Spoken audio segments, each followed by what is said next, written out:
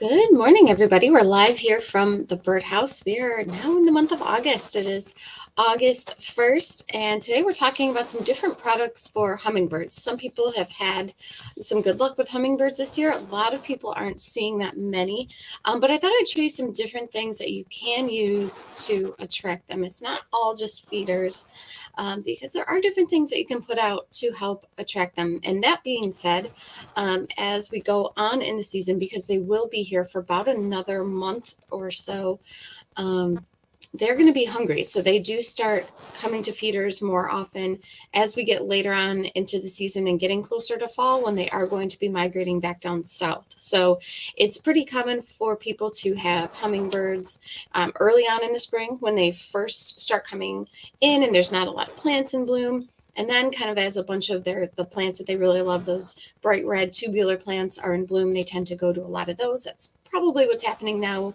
in your yard, and in other people's yards we're hearing a lot of that.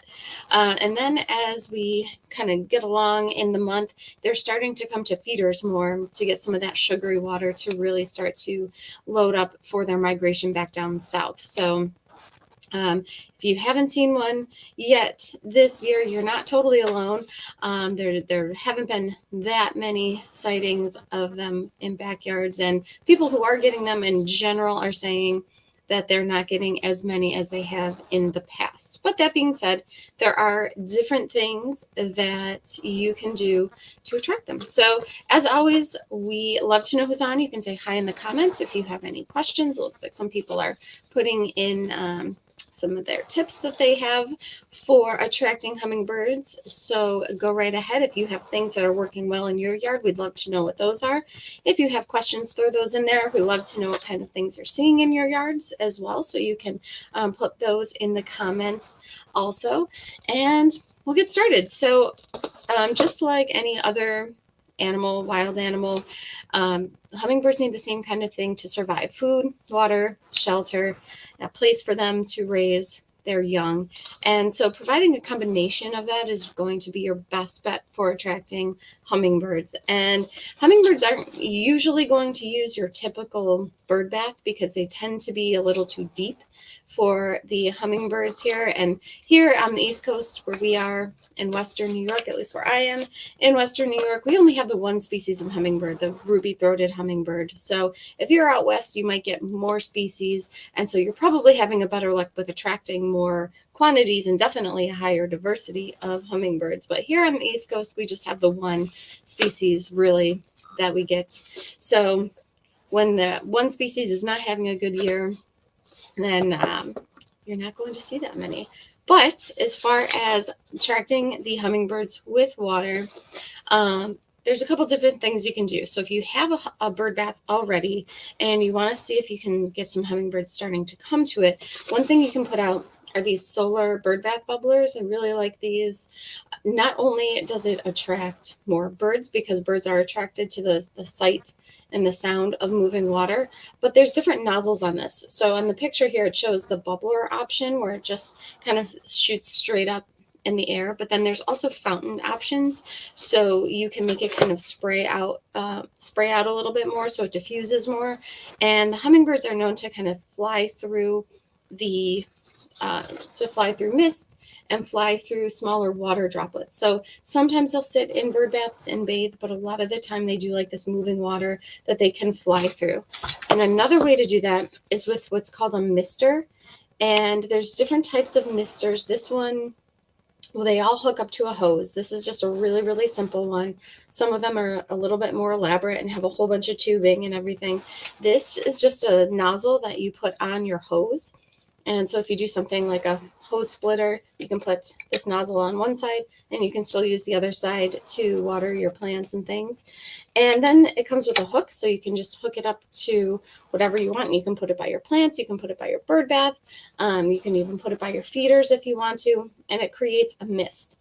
And that mist is what the hummingbirds really, really like, and they'll fly through it to bathe especially. So this is called an easy mister, and a really, really simple way to create that kind of mist that the hummingbirds do like. And then there's always the food. So a lot of the times we think of nectar, and nectar isn't the only thing that hummingbirds will eat. They do eat little insects as well. So they like spiders, fruit flies, kind of those smaller, soft-bodied bugs and insects and arachnids, if you will. And you can attract more of those to your yard by using a feeder like this. This is called the humbug feeder, and it's called a protein feeder for hummingbirds. So this operates totally differently than most hummingbird feeders, where inside, and it opens up in here, inside you put some kind of fruit like a banana peel, for example. That's what they suggest. And the idea with this is that fruit flies will come in here. There's little slots that go all around the feeder. The fruit flies will go in here. They'll lay their eggs, so you'll have more and more and more fruit flies. And the color red will bring in hummingbirds because they are attracted to the color red. And as more and more fruit flies come out, they start to kind of come out of these little slots in the top of the feeder. And hummingbirds will come to the red feeder and they'll pick off the little fruit flies. So this is a really good feeder. I use this later on in the season once I don't get a lot of hummingbirds coming into my nectar feeders. I switch out with the humbug, and then I switch it back to other feeders. About like a week or so from now, I'll probably switch out to my nectar feeders again. And there's different types of nectar feeders. Like this, for example, is one of our really good sellers. It's from a company called Aspects. They make a lot of really, really nice hummingbird feeders. This is called the Mini High View. It's a type of Humzinger feeder, they call them. They've been around for years and years. There's different styles and shapes and things. I like this one because it has 3 feeding ports. They have one with 4, but because we only have the one species here, I don't find it really necessary to have the larger hummingbird feeder with that many feeding ports. And this is super easy to fill and clean. The top just pops off. And it has a built-in what's called an ant moat, and that's in the center here. So that little piece you fill with water, and the idea is the ants can't get around the water when they're crawling down the stem to get into the feeder. So I really like that feature.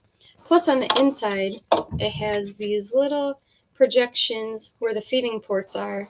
You can kind of see them. There you go. And you can put what are called nectar guard tips on those. And those look like this. They're just little rubber tips.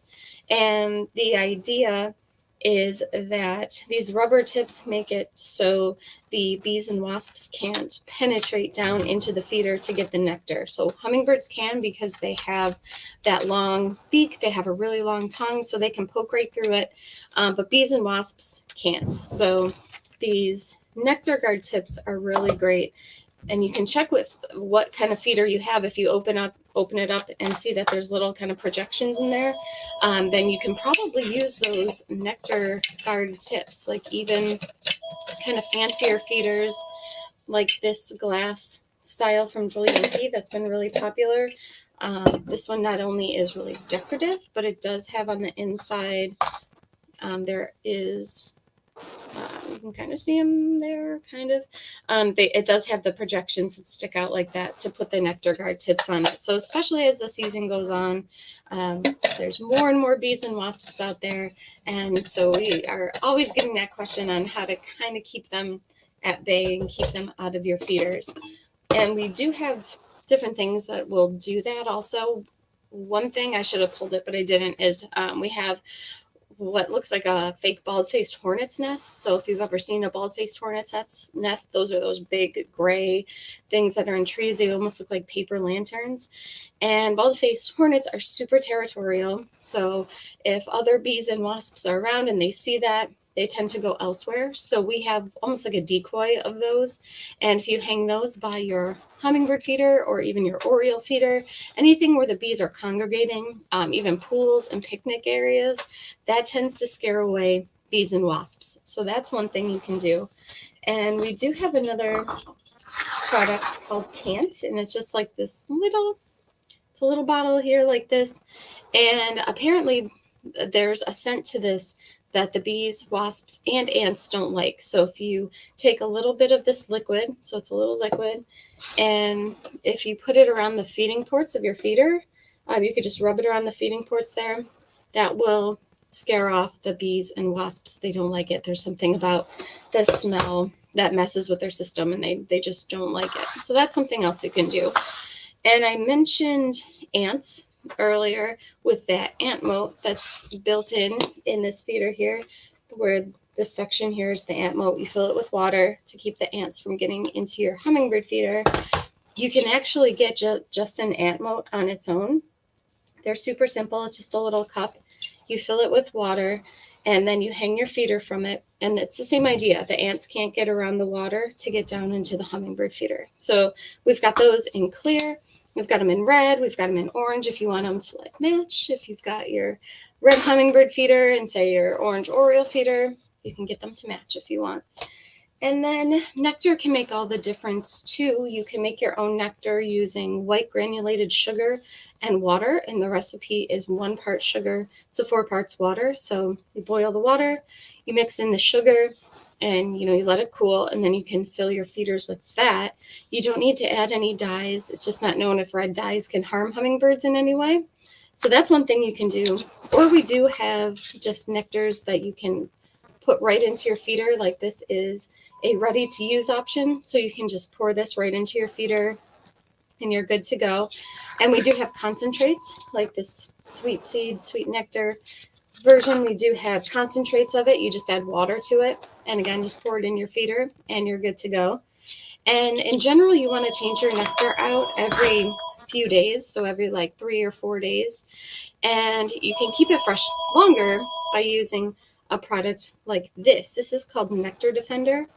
And you add a little bit of this to your nectar and it'll keep it fresh for more like 7 or 10 days. So people use this a lot if they're going out of town, or if you just don't want to fill your feeders up all too often and change that nectar out every few days. This can make a huge difference for you. We also, I should mention, have a powder that includes this in it. So that is this. It's called Naturally Fresh Hummingbird Nectar. And it's in this red pouch, and it's a powder. And again, just add water to it.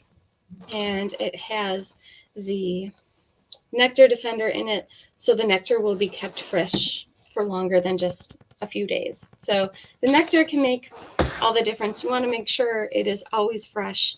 And you want to make sure your feeder is clean too. And we do have the little brushes to clean your feeder ports for the hummingbirds as well. So as long as your nectar is fresh and the feeder is clean, you're really doing everything that you can in that regard to attract the hummingbirds. And then, although we're past this time in the season, they do nest and they will build their own nest, and they use really soft materials. So they use plant down, spider silk, stuff like that.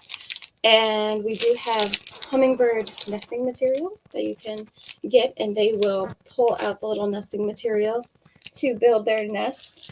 And now companies are coming out with little nesting perches. So we're waiting on some feedback about how well these work, but they are just little perches like this. Hummingbirds don't use houses, so they do kind of do their own thing, and they'll nest on usually some kind of a branch that's hanging out over water if possible.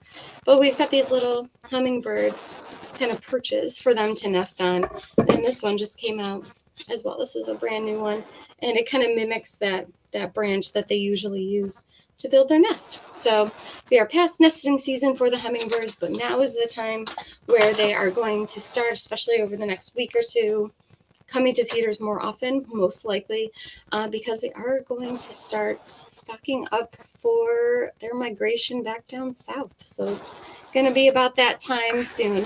As far as Orioles, people are still getting some Orioles.